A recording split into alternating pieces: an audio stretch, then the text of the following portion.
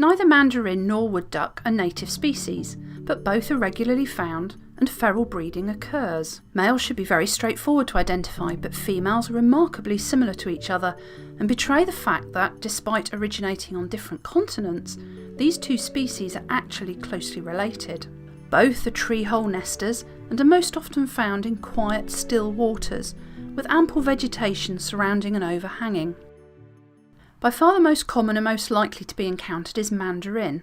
Individuals can turn up anywhere, and I have come across breeding mandarins on canals and recently escaped birds feeding with park ducks in towns. Originating from Eastern Asia, mandarin are one of the most popular ducks in captivity. Birds regularly escape or are released, and there has long been an established ferally breeding population in the UK and Ireland, with an estimated 7,000 birds, with well-known hotspots in Surrey, Berkshire and the Forest of Dean.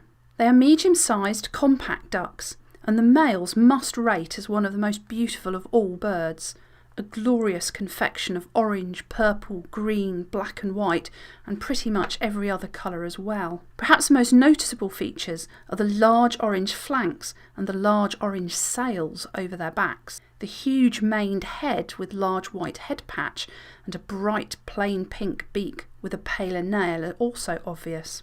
There are colour forms in captivity, including an almost white one, although I have never seen one of these at liberty. The shape of the bird would be all you need should you encounter one. The female is far plainer, principally a pale grey-brown.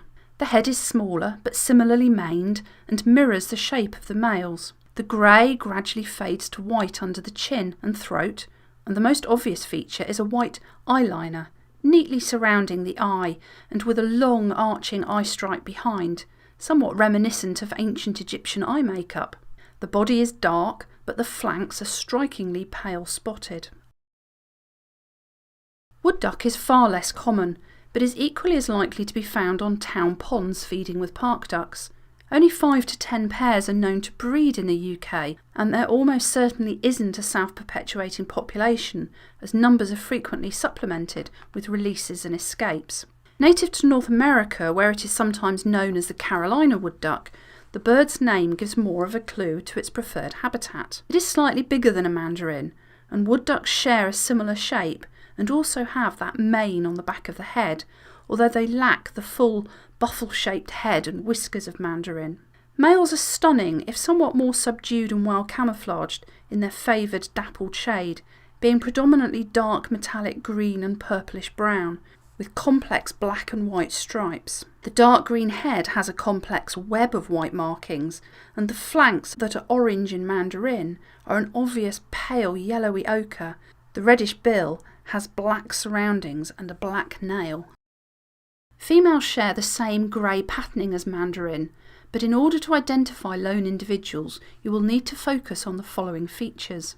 The white eye patch is much larger, more of a patch than eyeliner, and it's uneven in its outline.